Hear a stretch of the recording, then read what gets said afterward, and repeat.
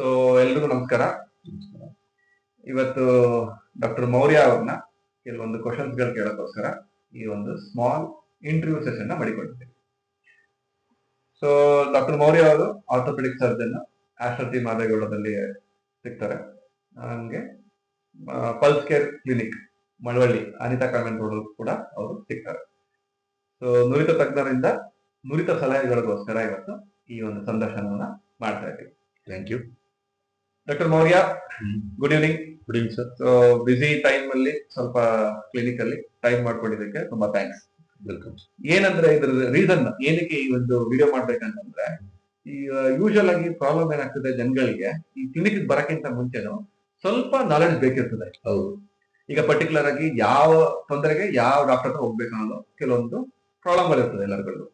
So ಅದಕ್ಕೇನೆ ಇವಾಗ orthopaedic surgeon, ನೀವು ಆರ್ಥೋಪೆಡಿಕ್ ಸರ್ಜನ್ ಆಗಿರೋದ್ರಿಂದ ಇನ್ ಜನರಲ್ ಆಗಿ ಕ್ಲಿನಿಕ್ ಅಲ್ಲಿ, ಹಾಸ್ಪಿಟಲ್ ಅಲ್ಲಿ ಯಾವ್ಯಾವ ತರ ಪೇಷಂಟ್ ಗಳು ನಿಮ್ಮನ್ನ ಕಾಣಕ್ ಬರ್ತಾರೆ, ನೀವು ಯಾವ್ಯಾವ ತರ ಟ್ರೀಟ್ಮೆಂಟ್ ಗಳು ಕೊಡ್ತೀರಾ ಅಂತ ಒಂದು ಸ್ಮಾಲ್ ಸಂಕ್ಷಿಪ್ತವಾಗಿ ನಾನು ಸ್ವಲ್ಪ ಹೇಳಕ್ಕಾದ್ರೆ ಒಳ್ಳೇದು. ಹೌದು, ನಮ್ಗೆ ಡೇ ಟು ಡೇ ಬೇಸಿಸ್ ಅಲ್ಲಿ ನಾರ್ಮಲ್ ಕಾಮನ್ ಆಗಿ ಬರೋ ಪ್ರಾಬ್ಲಮ್ಸ್ ಯಾವ್ದಪ್ಪ ಅಂದ್ರೆ ಮಂಡಿ ನೋವು ಅಂತ ಬರ್ತಾರೆ. ಒಂದು ಓಲ್ಡ್ ಏಜ್, ಒಂದು 50-60 ವರ್ಷ ಆದ್ಮೇಲೆ ಮಂಡಿ ನೋವು, ನೆಕ್ಸ್ಟ್ ಮಂಡಿ ಕಾಲು ಉಳುಕಿರೋದು, ನೆಕ್ಸ್ಟ್ ಬೆನ್ನೋವು, ಬೆನ್ನು ಎಳ್ತಾ ಬರುತ್ತೆ, ಕಾಲೆಲ್ಲ ಜೋಮ್ ಬರುತ್ತೆ ಅಂತ ಬರ್ತಾರೆ.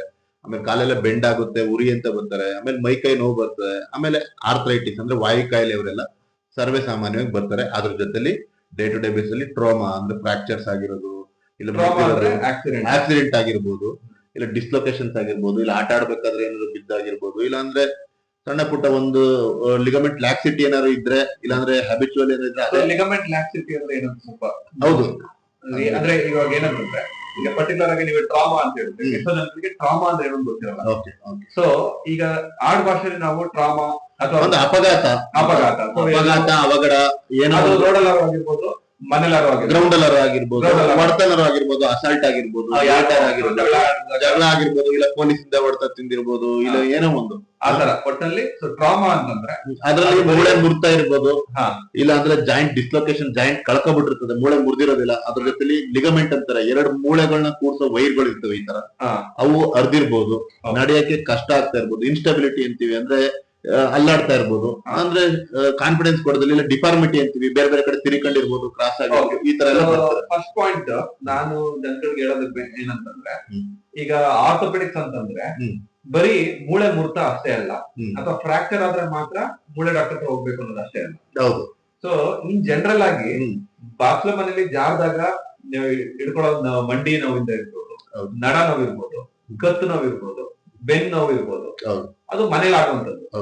ಹೊರಗಡೆ ಹೋದಾಗ ನೀವು ಆಕ್ಸಿಡೆಂಟ್ ಆಗ್ಬೋದು, ಅಥವಾ ಜಾರ್ ಬೀಳ್ಬೋದು, ಅಥವಾ ಜಗಳ ಆಗಿರ್ಬೋದು, ಅಥವಾ ಒಂದು ಪರ್ಟಿಕ್ಯುಲರ್ ಆಟ ಆಡ್ಬೇಕಾದ್ರೆ ಸೊ ನಿಮ್ಗೆ ಪೇಷಂಟ್ ಗಳು ವಯಸ್ಸಾದವ್ರು ಮಾತ್ರ, ಚಿಕ್ಕವರು ಆತರ ಏನಿರಲ್ಲ ಸರ್. ನಾವು ಆರ್ಥೋಪೆಡಿಷಿಯನ್ಸ್ ಅಂದ್ರೆ ಮೂಳೆ, ಕೀಲು ಪ್ಲಸ್ ಮಾಂಸ, ಇದು ಯಾವುದೇ ಪ್ಲಸ್ ನರನು ನೋಡ್ತೀವಿ. ಕತ್ತದ ಕೆಳಗಡೆ ಎಲ್ಲ ಹೊರಗಡೆ ಏನೇನ್ ಕಾಣಿಸುತ್ತೆ ಅದೆಲ್ಲಾನು ಅಟೆಂಡ್ ಮಾಡ್ತೀವಿ, except genitals and back. Okay. So in general ಆಗಿ ಅವ್ರು ಹೇಳೋದೇನಂದ್ರೆ, ಚಿಕ್ಕ ಮಕ್ಳಿರ್ಲಿ, ವಯಸ್ಸಾದ ಮುದುಕರು ಇರ್ಲಿ, ಕತ್ತಿಂದ ಕೆಳಗಡೆ ಆಗಂತ ಎಲ್ಲಾ ತರ ತೊಂದರೆಗಳು, ನರದ್ದಿರ್ಬೋದು, ಮೂಳೆದಿರ್ಬೋದು, ಸ್ನಾಯುಗಳಿರ್ಬೋದು, ಕೀಲಿರ್ಬೋದು, ಇದಿಷ್ಟುದುವೆ ಸಮಸ್ಯೆಗಳಿಗೆ ಆರ್ಥೋಪೆಡಿಕ್ಸ್ ವಿಭಾಗದಲ್ಲಿ ಅವರು ಟ್ರೀಟ್ಮೆಂಟ್ ಕೊಡ್ತಾರೆ. ಹೌದು ಡಾಕ್ಟರ್, ನೆಕ್ಸ್ಟ್ ಇನ್ನೊಂದು ಕ್ವಶನ್ ನಿಮ್ಗೆ. ಈಗ ಒಂದು ಜನರಲ್ ಆಗಿ ಗೊತ್ತಾಗಿದೆ ಜನಗಳಿಗೆ ಏನೇನು ಇರ್ಬೋದು ಅಂತ. ಇದಿಷ್ಟು ಒಂದ್ ಕಡೆ, ಅಂದ್ರೆ ಇವು ನಿಮ್ ಹತ್ರ ಏನಕ್ಕೆ ಬರ್ಬೇಕು ಅನ್ನೋದು ಒಂದ್ ಕಡೆ. ಎರಡನೇದು, ಈಗ ಆಲ್ರೆಡಿ ಚಾಲ್ತಿಲಿರೋಂತ ಕೆಲವೊಂದು ರೋಗಗಳ ಬಗ್ಗೆ, ರೋಗಗಳಂತ ಅನ್ಬೋದು ಅಥವಾ ಕಂಡೀಷನ್ ಅಂತ ನಾವು ಅನ್ಬೋದು. ಆಸ್ಟಿಯೋ ಆರ್ಥ್ರೈಟಿಸ್ ಅಂತ, ಇದು ಕಾಮನ್ ಆಗಿ ಇವಾಗ ಎಲ್ಲರೂ ಹೇಳ್ತಾರೆ, ಆಸ್ಟಿಯೋ ಆರ್ಥ್ರೈಟಿಸ್ ಅಂತ. ಅದು ಅದ್ರ ಬಗ್ಗೆ ಸ್ವಲ್ಪ ನೀವ್ ಹೇಳ್ಬೇಕು ಅಂತಂದ್ರೆ ಒಂದ್ 2 ನಿಮಿಷದಲ್ಲಿ ಏನ್ ಹೇಳ್ತೀವಿ? ಆಸ್ಟಿಯೋ ಆರ್ಥ್ರೈಟಿಸ್ ಅಂದ್ರೆ ಯಾರಿಗೆ ಬರ್ಬೋದು, ಹೆಂಗ್ ಬರ್ಬೋದು, ನೀವ್ ಏನ್ ಅದಕ್ಕೆ ಟ್ರೀಟ್ಮೆಂಟ್ ಕೊಡ್ಬೋದು? ಆಸ್ಟಿಯೋ ಆರ್ಥ್ರೈಟಿಸ್ ಅಂದ್ರೆ, ಆಸ್ಟಿಯೋ ಅಂದ್ರೆ ಮೂಳೆ, ಆರ್ಥ್ರೈಟಿಸ್ ಅಂದ್ರೆ ಮೂಳೆ ಸವೆತ, ಊತ ಬರುತ್ತೆ ಒಳಗಡೆ. ಇದು 2 ತರ ವಿಭಾಗ ಮಾಡ್ತೀವಿ. ಒಂದು ಪ್ರೈಮರಿ ಅಂತೀವಿ ಮೊದಲನೇದಾಗಿ, ಇನ್ನೊಂದು ಸೆಕೆಂಡರಿ ಅಂತೀವಿ. ಬೇರೆ ಬೇರೆ ಕಾರಣಗಳಿಂದ. ಪ್ರೈಮರಿ ಅಂದ್ರೆ ನಾರ್ಮಲ್ ಆಗಿ ಏಜ್ ಆಯ್ತಾ, ಡಿಜನರೇಟಿವ್ ಚೇಂಜಸ್, ನರೆ ಕೂದಲು ಬಂದಂಗೆ, ಮುಖ ಸುಕ್ಕಾಗ್ತದೆ, ಹಲ್ ಬೀಳ್ತದೆ, ಅದೇ ತರ ಕಣ್ ಪೊರೆ ಬೀಳ್ತದೆ, ಬೆನ್ನು ಬೊಗ್ಗುತ್ತೆ, ಮೂಳೆನೂ ಸವಿತದೆ. ಅದೇ ತರ ಮೋಸ್ಟ್ ಕಾಮನ್ ಆಗಿ ಮಂಡಿ ಆಗುತ್ತೆ. ಎಲ್ಲಾ ಮೂಳೆನೂ ಸವಿತವೆ, ಬಟ್ ಮಂಡಿನೇ ಯಾಕೆ ಅಂದ್ರೆ ಇದು ಅಲೈನ್ಮೆಂಟೇ ಬೇರೆ ತರ ಇರುತ್ತೆ, ಕಾಂಪ್ಲೆಕ್ಸ್ ಜಾಯಿಂಟ್. ಓಕೆ, ಇಲ್ಲಿ 3 ಮೂಳೆಗಳು ಇನ್ವಾಲ್ವ್ ಆಯ್ತವೆ, ಜಾಯಿಂಟ್ ಬೇರೆ ತರ ಇರುತ್ತೆ. ಅರ್ಥ ಆಯ್ತಾ? ಸೊ ನೀವ್ ಹೇಳೋ ಪ್ರಕಾರ ಆಸ್ಟಿಯೋ ಆರ್ಥರೈಟಿಸ್ ಅಂತಂದ್ರೆ ನಾರ್ಮಲ್ ಆಗಿ ವಯಸ್ಸಾದ್ಮೇಲೆ ಸುಮಾರು ಜನಗಳಿಗೆ ಬರುತ್ತೆ, ಆಲ್ಮೋಸ್ಟ್ ಎಲ್ರಿಗೂ ಬರುತ್ತೆ. ಸೃಷ್ಟಿಯ ನಿಯಮ. ಒಬ್ರಿಗೆ 10 ವರ್ಷ ಬೇಗ ಬರ್ಬೋದು, 10 ವರ್ಷ ಲೇಟ್ ಆಗಿ ಬರ್ಬೋದು.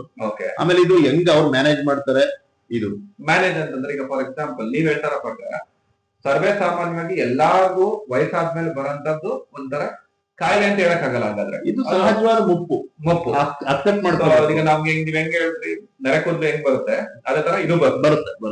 ಸೊ ಹಂಗಿದ್ಮೇಲೆ ಇದಕ್ಕೆ ಟ್ರೀಟ್ಮೆಂಟ್ ಈಗ ನೀವ್ ಹೇಳಿದ್ರಿ ಇದು 3 ಜಾಯಿಂಟ್ ಗಳು ಇರುತ್ತೆ, ಸುತ್ತ ಇರೋದೆಲ್ಲ ಲಿಗಮೆಂಟ್ಸ್ ಇರುತ್ತೆ ಅಂತ.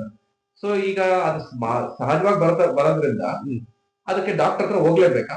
ಇಲ್ಲ, ಹೋದ್ರೆ ನಮ್ಗೆ ಏನಾಗೈತಿ ಅಂತ ಲಕ್ಷಣಗಳು ಏನಿದ್ದಾಗ ಬರ್ಬೇಕು ಅಂದ್ರೆ ಫಸ್ಟ್ ಬಂದು ಕುತ್ತಿಗೆ ಎದಳಕ್ಕಾಗಲ್ಲ, ಮೆಟ್ಲತ್ತಕ್ಕಾಗಲ್ಲ, ಅಷ್ಟು ದೂರ ಹೋದ್ರೆ ಕುತ್ಕೊಬಿಡೋಣ ಅನ್ಸುತ್ತೆ. ಕಾಲಿಂದ ಮೇಲ್ಗಡೆ ತೊಡೆಯಿಂದ ತೊಡೆ ಭಾಗ ಇಲ್ಲಾಂದ್ರೆ ತೊಡೆ ಕೆಳಗಡೆಗೆ ರೇಡಿಯೇಟಿಂಗ್ ಪೈನ್ ಆಗುತ್ತೆ. ರೇಡಿಯೇಟಿಂಗ್ ಪೈನ್ ಅಂದ್ರೆ ಇಲ್ಲಿ ಸೇಮ್ ನರಗಳು ಇಲ್ಗೂ ಕೊಡುತ್ತೆ ಅಲ್ಗೂ ಕೊಡುತ್ತೆ. ಯಾವಾಗ ಮಂಡಿಗೆ ಎಫೆಕ್ಟ್ ಆಗಿರುತ್ತೆ ಅಬ್ಚುರೇಟರ್ ನರ್ವ್ ಅಂತೀವಿ, ಅದು ಇಲ್ಗೂ ತೊಡೆಗೂ ಬಂದಿರುತ್ತೆ ಪ್ಲಸ್ ಮಂಡಿಗೂ ಕೊಡ್ತಾ ಇರುತ್ತೆ. ಅವಾಗ ಮಂಡಿ ನೋವು ಇಲ್ಲಿ ಗಂಟನು ಬರಬಹುದು. ಸೊ ನೋವು ತಡೆಯಲಾರದ ನೋವಿದ್ದಾಗ ಒಂದ್ಸಲಿ ಆರ್ಥೋಪೆಡಿಕ್ ಸರ್ಜನ್ ನೋಡೋದು ಒಳ್ಳೇದು. ಆಮೇಲೆ ಕೇಳ್ತಾರೆ, ಸರ್ ನಂಗೆ ಕೂತಿದೊಳಕ್ ಆಗಲ್ಲ, ಬಾತ್ರೂಮ್ ಅಲ್ಲಿ ದಿನ ಕಷ್ಟ ಆಯ್ತೈತೆ, ನಲ್ಲಿ ಹಿಡ್ಕೊಂಡು ಬಕೆಟ್ ಹಿಡ್ಕೊಂಡು ಇಂಡಿಯನ್ ಟಾಯ್ಲೆಟ್ ಅಲ್ಲಿ ಕೂತ್ಕೊಂಡ್ರೆ ಎದುಳ್ಬೇಕು, ಸಖತ್ ಹಿಂಸೆ ಆಯ್ತೈತೆ. ಆಮೇಲೆ ರಾತ್ರಿ ಹೊತ್ತು 2 ಅವರ್ ಮಲ್ಗಾದ್ಮೇಲೆ ಎಚ್ಚರ ಆಗ್ಬಿಡುತ್ತೆ ಸರ್, ಪಣ ಅಂತ ನೋವು ಬಂದ್ಬಿಡುತ್ತೆ ಸರ್. ಸೊ ಆಮೇಲೆ ನಡೀತಾ ಮಂಡಿನೂ ದೊಂಕ ಆಯ್ತಾವ ಸರ್.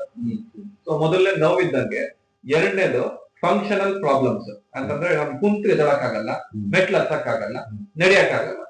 ಸೊ ಒಂದು ನೋವು, ಎರಡನೇದು ನಮ್ದು ಡಿಸಬಿಲಿಟಿ ಅಂತ ಏನ್ ಹೇಳ್ತೀವಿ, ಡಿಫಾರ್ಮಿಟಿ ಅಂದ್ರೆ ನಾವು ನಡಿಬೇಕಾದ್ರೆ ಸ್ವಲ್ಪ ಸೊಟ್ಟದಲ್ಲಿ ನಡೀತಾ ಇದೀನಿ, ನೋಡಿದ್ದೇನೆ ಯಾಕೆ ಹಿಂಗ್ ಹೇಳ್ತಿದೀರಾ ಅಂತ ಕೇಳ್ತಾರೆ. ಸೊ ಇವುಗಳು ಕೂಡ ಆಸ್ಟಿಯೋಆರ್ಥರೈಟಿಸ್ ಲಕ್ಷಣಗಳು. ಸೊ ಯೂಶಲ್ ಆಗಿ ನಾವು ಜನಗಳು ಏನ್ಕೊಂತೀವಿ, ಬರೀ ನೋವಿದ್ರೆ, ಊತ ಇದ್ರೆ, ಜ್ವರ ಬಂದ್ರೆ, ಕೆಂಪಾಗಿದ್ರೆ ಮಾತ್ರ ಅದಕ್ಕೆ ತೊಂದರೆ ಇದೆ, ಅದನ್ನ ಡಾಕ್ಟರ್ ಕಾಣಿಸ್ಬೇಕು ಅಂತ ಅಂತೀವಿ. ನಮ್ ಕೈ ಕೆಲ್ಸಗಳು ಮಾಡಕ್ ಆಗದೆ ಇದ್ದಾಗ, ನೋಡ್ಬೇಕಾದ್ರೆ ಸ್ವಲ್ಪ ಏನೋ ವಿಕಾರವಾಗಿ ನಡೀತಾ ಇದಾರೆ ಅಂತ ಅನ್ಸ್ಕೊಂಡಾಗ, ಜೊತೆಗೆ ನೋವು ಇವಿದ್ದಾಗ ಒಂದ್ಸರಿ ಆರ್ಥೋಪೆಡಿಕ್ ಸರ್ಜನ್ ಭೇಟಿ ಮಾಡೋದು. ಆಸ್ಟಿಯೋಆರ್ಥರೈಟಿಸ್ ಮೇನ್ ಆಗಿ ಮಂಡಿಗಳಿಗೋಸ್ಕರ ಆಗಂತದನ್ನ ಟ್ರೀಟ್ಮೆಂಟ್ ಗೆ ಡಾಕ್ಟರ್ ನೋಡೋದು ಒಳ್ಳೇದಂತ ನಿಮ್ಮ ಅಭಿಪ್ರಾಯ? ಇದು ಹಿಪ್ಗೂ ಆಗುತ್ತೆ, ಮಂಡಿಗೂ ಆಗುತ್ತೆ, ಬಟ್ ಮೇನ್ ಆಗಿ ಅದು ಬಂದು ಬಾಲ್ ಅಂಡ್ ಸಾಕೆಟ್ ಆಗಿರೋದ್ರಿಂದ, ರೌಂಡ್ ಸರ್ಕ್ಯುಲರ್ ಇರೋದ್ರಿಂದ, ಒಂದೇ ಕಡೆ ಜಾಯಿಂಟ್ ಭಾರ ಬಿಡೋದ್ರಿಂದ ಅದು ಅಷ್ಟು ಎಫೆಕ್ಟ್ ಇರುತ್ತೆ. ಇದಕ್ಕೆ ನಾವು ತೂಕ ಕಡಿಮೆ ಮಾಡ್ಕೊಂಡ್ರೆ ಇದ್ರದ್ದು ಇದು ಒಂದು ಮಿತ್ತು. ದಪ್ಪ ಇದ್ದವ್ರಿಗೆ ಮಾತ್ರ ಬಂದ್ಬಿಡುತ್ತೆ, ಸಣ್ಣ ಇದ್ದವ್ರಿಗೆ ಬರಲ್ಲ. ಎಷ್ಟೋ ಜನ ತುಂಬಾ ಸಣ್ಣಕ್ಕಿರ್ತಾರೆ, ಬಟ್ ಆಲ್ಮೋಸ್ಟ್ 4ನೇ ಗ್ರೇಡ್ 5ನೇ ಗ್ರೇಡ್ಗೆಲ್ಲ ಹೋಗ್ಬಿಟ್ಟಿರುತ್ತೆ, ನಡೆಯಕ್ಕೆ ಆಯ್ತಾ ಇರೋದು. 4ನೇ ಗ್ರೇಡ್ 5ನೇ ಗ್ರೇಡ್ ಅಂತಂದ್ರೆ ಸ್ವಲ್ಪ ಸಿವಿಯರ್ ಅಂದ್ರೆ 4ನೇ ಗ್ರೇಡ್ 4 ಗ್ರೇಡ್ ಮಾಡ್ತೀವಿ. ಅದ್ರಲ್ಲಿ ಗ್ರೇಡಿಂಗ್ 4ನೇ ಗ್ರೇಡ್ ಫೈನಲ್ ಗ್ರೇಡ್, ಅದಾದ್ಮೇಲೆ ಇನ್ನೂ ಅಡ್ವಾನ್ಸ್ಡ್ ಅಂತೀವಿ. ಫಸ್ಟ್ ಎಲ್ಲ ಸಮದೋಗಿರುತ್ತೆ, ವೇರ್ ಔಟ್ ಆಗ್ಬಿಟ್ಟಿರುತ್ತೆ ಜಾಯಿಂಟ್. ಅದಾದ್ಮೇಲೆ ಅಡ್ವಾನ್ಸ್ಡ್ ಅಂದ್ರೆ ಡಿಫಾರ್ಮಿಟಿ ಬೋಗ್ತವೆ, ಡಿಫಾರ್ಮಿಟಿ ಬಾಗ್ತವೆ. ಏನಪ್ಪಾ ಅಂದ್ರೆ ಇದು ಬೇಸಿಕಲಿ ಮಿತ್. ಏನಪ್ಪಾ ಅಂದ್ರೆ ನೀವು ದಪ್ಪಕ್ಕಿದ್ದೀರಾ ಸಣ್ಣ ಆಗ್ಬಿಡಿ, ಅದೆಲ್ಲ ಅಲ್ಲ. ಮೇನ್ ಆಗಿ ಏನಪ್ಪಾ ಅಂದ್ರೆ ಅಲೈನ್ಮೆಂಟ್ ಅಂತಂದ್ರೆ, ಎಕ್ಸಾಂಪಲ್ ಒಂದು ಕಾರ್ ಇರ್ತದೆ, ನೋಡಿದ್ರೆ 4 ಚಕ್ರ 4 ಕಡೆನೂ ಕಾಣಿಸ್ತದೆ. ನನ್ ಕಣ್ಣಿಗೆ ಸಖತ್ತಾಗೈತೆ, ಎಲ್ಲ ಚೆನ್ನಾಗಿ ಫಿಟ್ ಆಗೈತೆ ಅಂತೀವಿ. ಬಟ್ ಅದು ಹೋಗಿ ಏನು ಸರ್ ಹೊಸ ಟೈರ್ ಹಾಕ್ಸಿದೀನಿ 20,000 ಕಿಲೋಮೀಟರ್ಗೆ ಟೈರ್ ವೇರ್ ಔಟ್ ಆಯ್ತು ಅಂತ ನಾನು ಚೆಕ್ ಮಾಡ್ಬೇಕು ಹೋದ್ರೆ, ವೀಲ್ ಅಲೈನ್ಮೆಂಟ್ ಮಾಡಿದಾಗ ಗೊತ್ತಾಗುತ್ತೆ ಸರ್ ಇದು ಯಾವ್ದೋ ಒಂದು ಚಕ್ರ ಸೈಡ್ ಗೆಳ್ದೈತೆ ಅಂತ. Micro there is a change, alignment change ಇರುತ್ತೆ, ಅದು ಮೇನ್ ಕಾರಣ. ಸೊ ಇದು ಒಳ್ಳೆ ಪಾಯಿಂಟ್ ನನ್ಗನ್ಸಿದ್ದು. ಯಾಕಂದ್ರೆ ನಾನು ಫಸ್ಟ್ ಟೈಮ್ ಕೇಳಿಸ್ಕೊಂತ ಇದ್ದೀನಿ ತರ. ನಾನ್ ಯೂಶಲ್ ಆಗಿ ಏನಂತ ಹೇಳ್ತೀವಿ ಅಂದ್ರೆ, ಇದು ಅವ್ರು ಹೇಳಿದ್ರು ವೆಯ್ಟ್ ಬೇರಿಂಗ್ ಅಂತ, ಇಡೀ ದೇಹದ ತೂಕ ಇದ್ರ ಮೇಲೆ ಬೀಳುತ್ತೆ. ಸೊ ಅದರಿಂದನೂ ಆಗುತ್ತೆ ಅಂತ ನಾವು ಯೂಶಲ್ ಆಗಿ ಅನ್ಕೊಂತೀವಿ. ಇವ್ ಹೇಳೋ ಪ್ರಕಾರ ಸಣ್ಣಗಿದ್ರು ಸರಿಯಾಗಿ ಅಲೈನ್ಮೆಂಟ್ ಆಗಿಲ್ಲ ಅಂತಂದ್ರು ಒಂದಕ್ಕೊಂದು ಉಜ್ಜುತ್ತೆ, ಘರ್ಷಣೆ, ಫ್ರಿಕ್ಷನ್ ಆಗುತ್ತೆ. ಸೊ ನಾವ್ ಹೆಂಗೆ ಟೈರ್ ನ 40,000 50,000 ಬಳಸ್ಬೇಕು ಅಂತ ಅನ್ಕೊಂತೀವಿ, ಕೆಲವೊಂದ್ಸಲಿ 10,000 20,000ಕ್ಕೆ ಟೈರ್ ಹಾಳಾಗ್ಬಿಟ್ಟಿರುತ್ತೆ. ಸೊ ಅಲೈನ್ಮೆಂಟ್ ತುಂಬಾ ಇಂಪಾರ್ಟೆಂಟ್. ಸೊ ನನ್ಗೆ ಡಾಕ್ಟರ್ ಇದೊಂದ್ರಲ್ಲಿ ಇನ್ನೊಂದೇ ಕ್ವಶನ್ ಕೇಳ್ಬೇಕಂತ ಅನ್ಸುತ್ತೆ. ಈ ಅಲೈನ್ಮೆಂಟ್ ಇಂಪಾರ್ಟೆಂಟ್ ಅಂತಂದ್ರೆ, ನಾವು ಹೆಜ್ಜೆ, ನಾವ್ ಹಾಕೋ ಚಪ್ಪಲಿ, ನಾವ್ ಹಾಕೋ ಶೂಸ್, ಹೌದು, ಇದು ಮ್ಯಾಟರ್ ಆಗುತ್ತಾ? 100% ಆಂಟಿ ವರ್ಷನ್ ಅಂತೀವಿ. ಅಂದ್ರೆ ಫೀಮರ್ ಒಳಗಡೆ ತಿರುಗಿಬಿಟ್ಟಿರ್ತದೆ, ಅವ್ರಿಗೆ ಹಿಂಗ್ ನಡೀತಾರೆ, ಅವ್ರಿಗೆಲ್ಲ ಮಂಡಿ ಒಳಗ್ ಬಂದಿರ್ತದೆ. ಪ್ಲಸ್ ಫ್ಲಾಟ್ ಫುಟ್ ಇರ್ತದೆ. ಫ್ಲಾಟ್ ಫುಟ್ ಅಂದ್ರೆ ಚಪ್ಪಟೆ ಪಾದ ಅಂತೀವಿ. ಅಂದ್ರೆ ನಾನು ಈ ಕೃಷ್ಣನ್ ಹೆಜ್ಜೆಗಳು ಇಡ್ಬೇಕಾದ್ರೆ ಇಟ್ರೆ ಕೃಷ್ಣನ್ ಹೆಜ್ಜೆ ತರ ಬರುತ್ತೆ, ಇವ್ರದೆಲ್ಲ ಫುಲ್ ಎಲ್ಲ ಇಳ್ಕತಾ ಇರುತ್ತೆ. ಸೊ ಎರಡರ ಮಧ್ಯೆ ಗ್ಯಾಪ್ ಗ್ಯಾಪ್ ಇರೋದಿಲ್ಲ, ಅಂದ್ರೆ ಆರ್ಚ್ ಹೋಗ್ಬಿಟ್ಟಿರ್ತದೆ. ಆರ್ಚ್ ಏನಪ್ಪಾ ಅಂದ್ರೆ ನಮ್ ಬಾಡಿ weight ಅನ್ನು ನೆಲಕ್ಕೆ ಟ್ರಾನ್ಸ್ಫರ್ ಮಾಡ್ತಾ ಇರ್ತದೆ, ಆಮೇಲೆ ವಾಪಸ್ಸು ಗ್ರೌಂಡ್ ರಿಯಾಕ್ಷನ್ ಫೋರ್ಸ್ ಅಂತದೆ ಹಿಂದಕ್ಕೆ ತಗತಾ ಇರ್ತದೆ, ಫ್ರಿಕ್ಷನ್ ಅವಾಯ್ಡ್ ಮಾಡ್ತಾ ಇರ್ತದೆ. ಯಾವಾಗ ಡೈರೆಕ್ಟ್ ಆಗಿ ದಟ್ ಈಸ್ ಫೇಲಿಂಗ್, ಕೆಳಗಡೆ ಬಾಲ್ ಬೇರಿಂಗ್ ಫೇಲ್ ಆಯ್ತದೆ, ಡೈರೆಕ್ಟ್ ಆಗಿ ಇಲ್ಲಿ ಬಂದು ಘರ್ಷಣೆ ಹೊಡಿತದೆ, ಹಿಟ್ ಆಗುತ್ತೆ. ಸೊ ಬೆನ್ನೋವು ಇದೇ ಕಾರಣ. ಫ್ಲಾಟ್ ಫುಟ್ ಪ್ಲಸ್ ಮಂಡಿ ಬೇಗ ಸವಿಯಕು. Flat foot one of the most common reason, ಇದು ನೆಗ್ಲೆಕ್ಟೆಡ್ ಕಾರಣ ಇದು. ಸೊ ಯೂಶಲ್ ಆಗಿ ನಾವು ಇದನ್ನ ಜಾಸ್ತಿ ಕೇಳಿರಲ್ಲ. ಇಲ್ಲದೆ ಇವ್ರು ಹೇಳ್ತಾ ಇರೋದು ಏನಂತಂದ್ರೆ ಬರೀ ಮೇಲ್ಗಡೆಯಿಂದ ತೂಕ ಅಷ್ಟೇ ಅಲ್ಲ, ಕೆಳಗಡೆಯಿಂದ ಕುಶನ್ ಎಷ್ಟು ಇಂಪಾರ್ಟೆಂಟ್, ಯಾವ ತರ ಅದು ಒಂದ್ರ ಮೇಲೆ ಒಂದು ಕೂತಿರೋ ಮೂಳೆಗಳು ಇಂಪಾರ್ಟೆಂಟ್ ಅನ್ನೋದನ್ನ ತುಂಬಾ ಇಂಪಾರ್ಟೆಂಟ್ ಅಂತ ಹೇಳ್ತಾರೆ. ಹೌದು.